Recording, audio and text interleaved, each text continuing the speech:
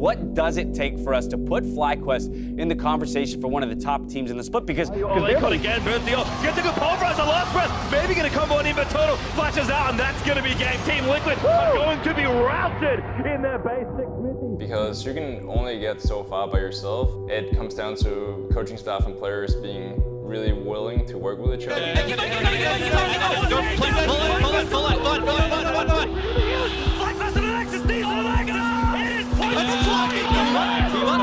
I think we won. Do you think a huge part of this is Flyquest's very good mental? Because they all get along really well. They have great atmosphere on their team, and I'm sure that even when they're down. Not again. Kennen actually gets really good attack speed as he levels up, while Turtle is going to the inhibitor with him. And now Flyquest tries to play the stop the back game. Feint has been really good at outdrafting. I feel like every single draft feels a lot better for us, so... I mean, this has also enabled Wild Turtle, though. That's another really big story, and he is having a much better performance in summer than he did in spring. I can see Flyquest ending the season 10-8. That's playoffs. And I really want to see how JJ reacts to a best of 5, because this was his pretty much first split in the LCS, even though he subbed in a bit in spring. And I thought he did great, but he is up against Aframu, who, as Darshan mentioned, is used to adapting to best of 5s through years of LCS. I've tried Guardian. Actually, you should have tried Guardian. Yeah, Guardian's not that bad. I seen an Amigo Guardian who's popping off. Yeah. Oh, it's too late. He's so tanky. And you know, like, you can pop Guardian by Wing me. Dude, yeah, I know. I thought about it for a second, and then I was like, nah. I learned so many different skills that I need to have as a support at an LCS level from Turtle.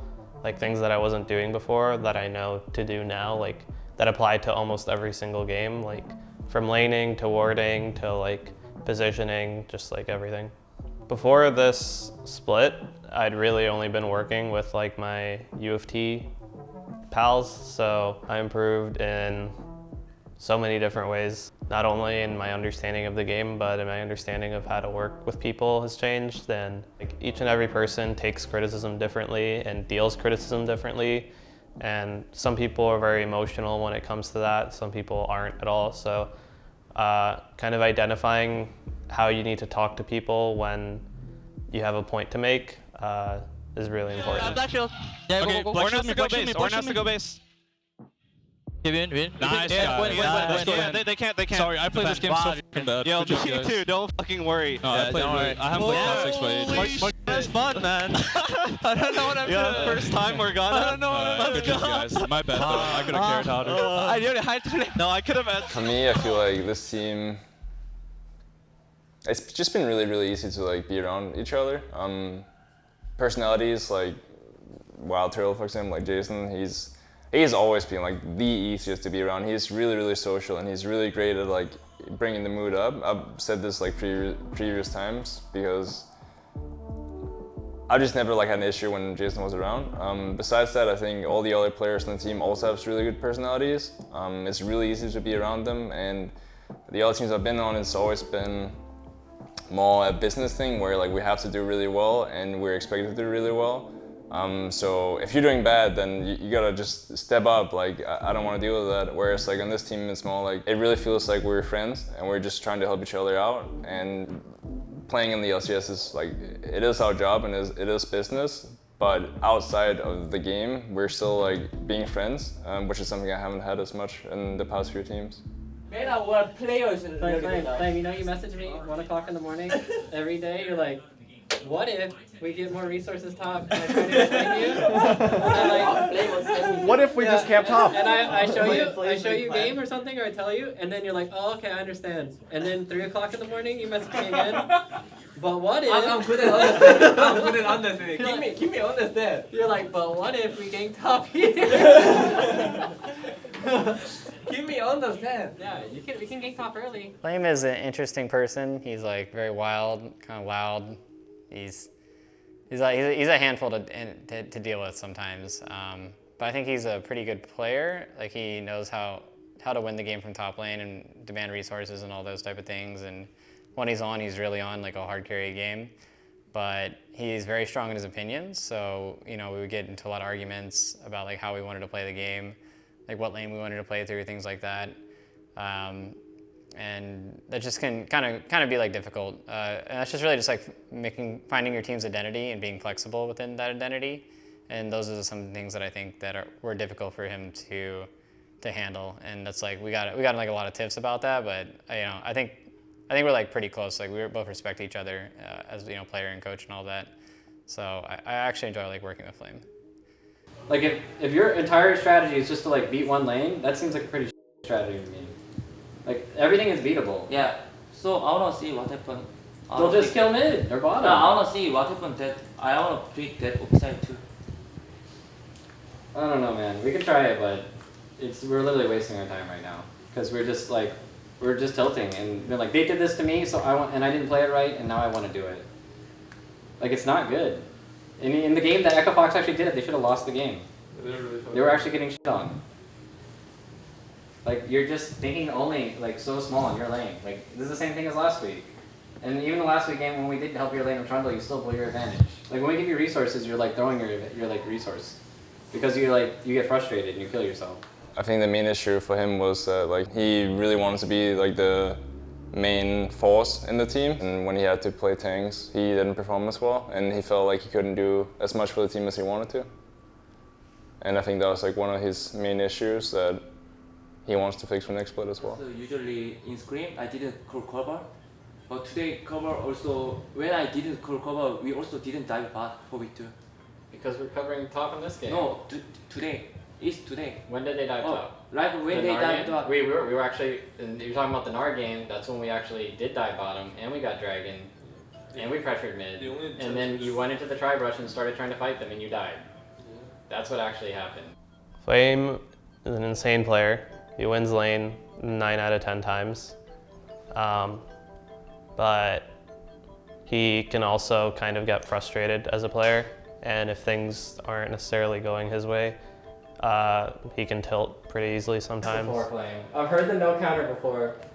This sounds like you're going back to like the 2 weeks ago thing with the GP. I already talked like when we against play Xbox, they pick blue side Kindred Rumble. Well, they didn't 3-pick Rumble, did they? They already 3-pick Rumble. No, they 4th-pick Rumble. No, they 3-pick Rumble too. 4-pick one time, 3-pick one time. I just find it very hard to believe there's no counter to this situation. I just find that really hard to believe.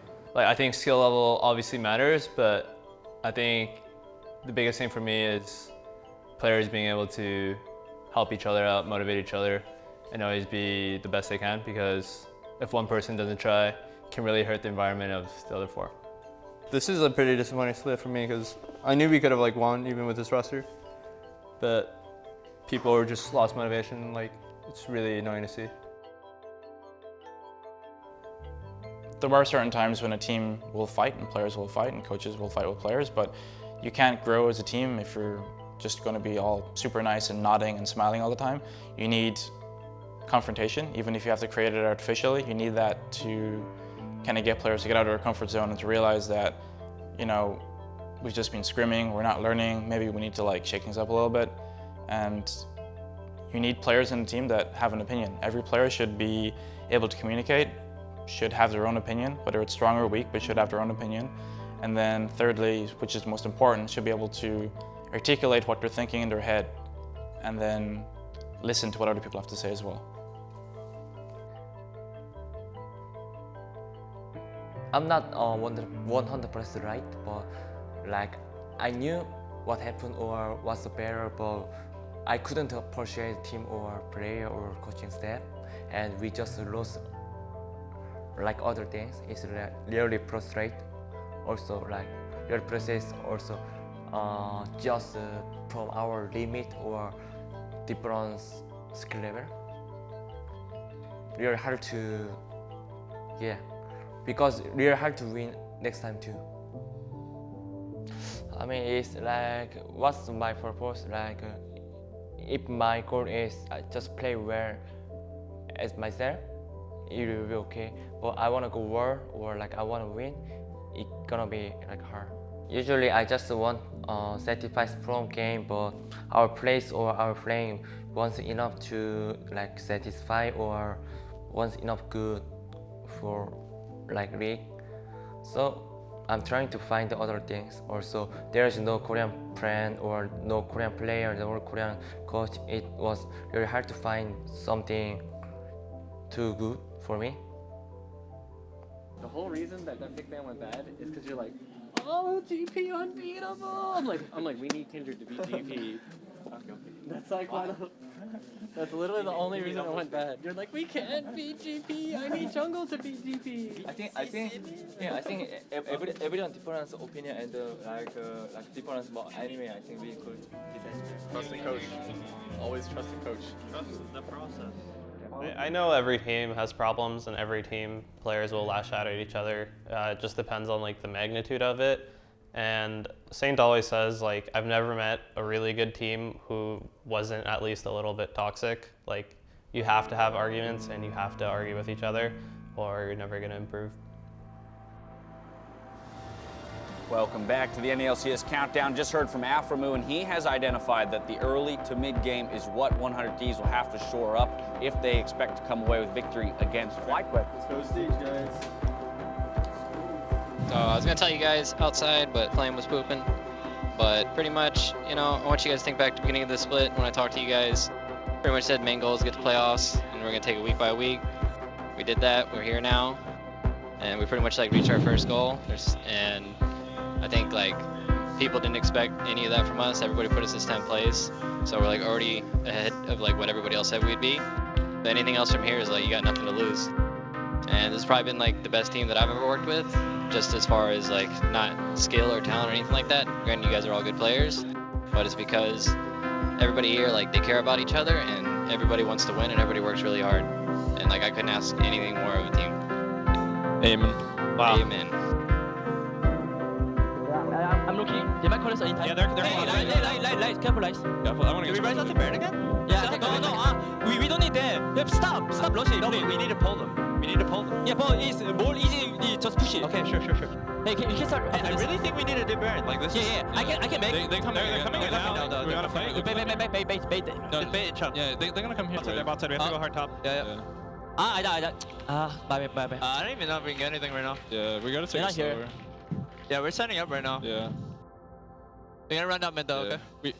We really need to coordinate waves too. I feel like we're just. Like, I don't know. We talked about kill angle. I really don't know kill angle. Yeah, I didn't. Okay. Please. Yeah. I don't. But hey, my W key just. 하기 싫어. 그냥 하기 싫어. But I don't understand. How do they play the game if we 1v1? Like, they try to one side engage. Yeah, but every time that side moves, then the other side. Yeah, they're ramming right now. Yeah, they're ramming right now. You guys can hold, right? I'm holding. I'm coming. They're gonna force here, I think. 6. We can poke here. We can poke here. Okay, I pill in 5. Oh, my bad. Oh, sh. It's okay. It's okay. Play slow. Can't anything. Okay, they're gonna try to end. So if you need to give inhib, you can give it, okay? Hey, who no? Hey, I go 자야? And to think that one single play could determine the outcome of this game, could determine whether or not Flyquest's season ends here. It's okay, guys. We had a fine split.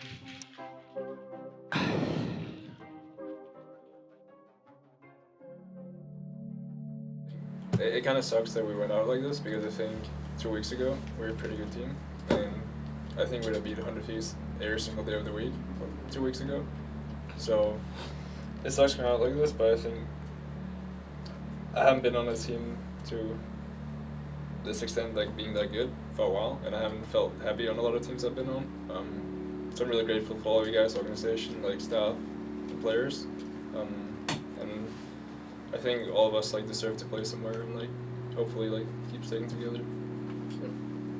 Yeah, I also wanted to say thanks to like everybody, like management for helping me move up from Academy to LCS, and like obviously you guys like had to kind of baby me through a lot of stuff in LCS, and like even if you guys played the out of me sometimes, like it did help me become better as a player, and I have a much better understanding of the game now than I did like even a month ago or two. So yeah. I think everybody tried really hard on this team, and like I've been like in esports for what, almost a decade now, and I've been in since season 1. I've like played on so many different teams. I've like coached so many different teams, and I'll say like just as far as like working together, this has been my happiest thing to work with. Just because like everybody's like super happy with each other.